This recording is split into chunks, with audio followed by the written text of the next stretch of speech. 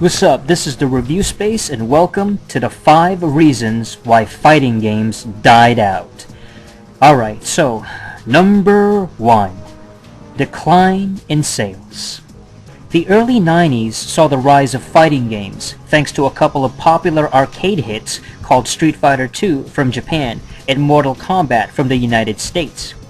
These games delivered competitive action, dynamic gameplay, and over-the-top violence and characters. Once they hit consoles, both titles proved that fighting games were a valuable commodity. Street Fighter II World Warrior sold over 6.3 million for the Super Nintendo and reached at least 12.8% of that system's demographic. Mortal Kombat sold well over 2.6 million for the Sega Genesis and reached at least 8.9% of Genesis players. These sales between game-to-system ratio are comparable to the highest-selling Uncharted game on PS3 and some of the highest-selling Halo games for Xbox 360. In contrast, Street Fighter IV for PS3 sold over 2 million and took only 2.5% of that system's demo. Mortal Kombat 2011 on the PS3 sold 2.2 million and reached only 2.8% of PS3 players. These two were the highest-selling Street Fighter and Mortal Kombat games of the 7th generation, but compared to the 16-bit era, did not sell as well as they used to.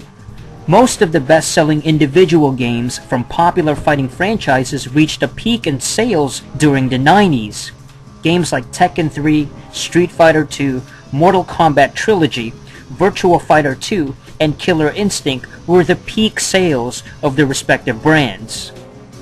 Only a few titles that began in the 90s, such as Smash Bros., SoulCalibur, Dead or Alive, even King of Fighters, were able to outsell their past installments in the 2000s. Other post-90s best-selling fighting games were based on popular TV shows like Dragon Ball Z and Naruto. The former reached a peak in the 2000s despite having games in the early 90s, and the latter was a newcomer that had its first video game in 2003.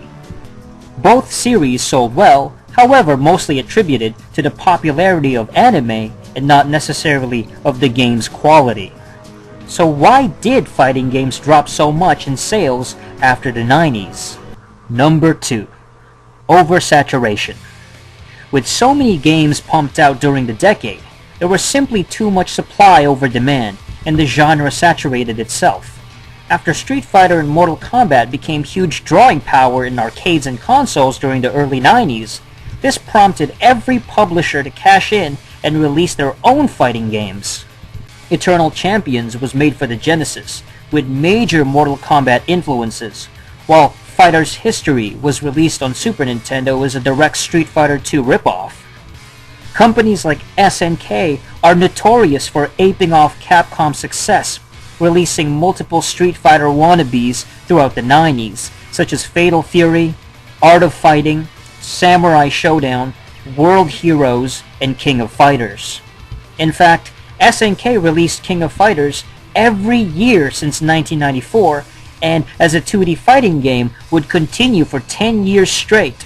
Of course, like any exploited genre, we were also treated to a large amount of shovelware, poorly conceived fighting games like Shaq Fu, Brutal Paws of Fury, Clay Fighter 63 1/3, Ultraman Towards the Future, Rise of the Robots. Even Star Wars tried to master the Terakasai.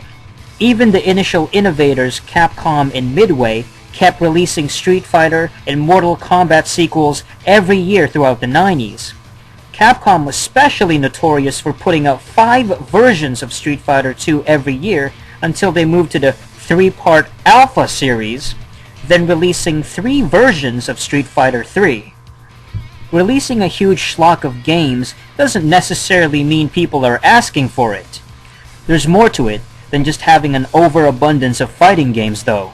There's another factor that affected fan perception of the genre to the point of lost interest. Number 3. Lack of innovation. Many fighters suffered from the arcade pick-up-and-play experience that emphasize instant gratification and lackluster narrative. Convoluted storylines and plot holes plague games like Mortal Kombat 3, Killer Instinct, Tekken, even Street Fighter. These poor storylines disregarded development and made most of the characters irrelevant. Nobody was trying anything different, and simply mimicked what others were doing. If Street Fighter had a Native American character, Mortal Kombat had to have its own Native American character. If Mortal Kombat has a military blonde female character, then Street Fighter had to have its own blonde female military character. Killer Instinct is a great game in its own right, but the special moves, fatalities, blood, and controls were hackneyed by 1995. Fans did not want any more Street Fighter or Mortal Kombat clones that had similar character designs and basic gameplay. When Virtua Fighter was released as the first 3D polygonal fighting game in 1993, Namco put out Tekken as its counterpart, with both games sharing character designs directly from Street Fighter. Speaking of, we all expected 3D fighting games to be the natural evolution of the genre, and granted, for a few years it seemed to head that way. High praise were given for 3D fighters like Soul Edge, Battle Arena Toshinden, Tobal 2, Tekken 3, Virtua Fighter 2, ultimately culminating in a game by Namco called SoulCalibur for the Dreamcast. The weapons-based Dreamcast exclusive garnered perfect scores from many publications like IGN, GameSpot, and Famitsu, and was considered to be the pinnacle of fighting games. How did SoulCalibur become 1999's arguable Game of the Year? Great graphics, fantastic soundtrack, addictive multiplayer, and accessible but deep gameplay.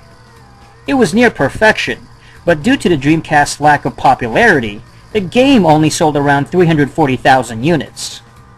If you haven't noticed, SoulCalibur 1 was released 14 years ago, and the franchise's gameplay hasn't evolved too much since then. So what popular trends were added to fighting games in the 2000s? Customization options, which was a slight improvement in terms of aesthetics, ranking systems, which promoted advanced learning curves, and some online gameplay, which wasn't fully integrated by games like Tekken and Virtua Fighter, SoulCalibur until the 7th generation. But with lack of innovation, what did fighting games feature constantly since the mid-90s? Number 4. Too many gimmicks and bad licensing. A trend that began in the mid-90s and continues today are brand crossovers. Instead of improving the campaign and storytelling or innovating the gameplay, developers just kept putting separate rosters of characters against each other to milk their fan base. Although initially a novel idea, this became hackneyed as an over-reliance on crossovers like X-Men vs. Street Fighter, Marvel vs. Capcom, Mortal Kombat vs. DCU, and Tekken Cross Street Fighter became the standard. Nonsensical guest spots such as Link and Spawn in SoulCalibur 2, Star Wars characters in SoulCalibur 4, Assassin's Creed in SoulCalibur 5, Kratos and Freddy Krueger in Mortal Kombat 2011, Kratos in SoulCalibur Broken Destiny, and of course the entire roster of Smash Brothers and PlayStation All-Stars. Just for the record, and I gotta give it credit, at least Smash Brothers felt different when it first came out, and despite the Outfoxy's influence, was one of the more unique fighting games for its time. Of course, now, appearances of Mega Man and Sonic the Hedgehog are the main drawing points of those games instead of cutting-edge gameplay. Don't get me wrong, these guest spots and crossovers still have novelty and drawing power, but they've put too much emphasis on these gimmicks and sacrificed gameplay innovation.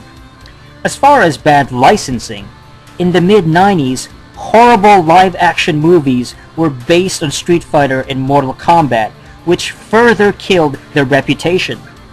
It doesn't exactly help your brand or the genre itself when there's a couple of terrible Hollywood movies based on your video games.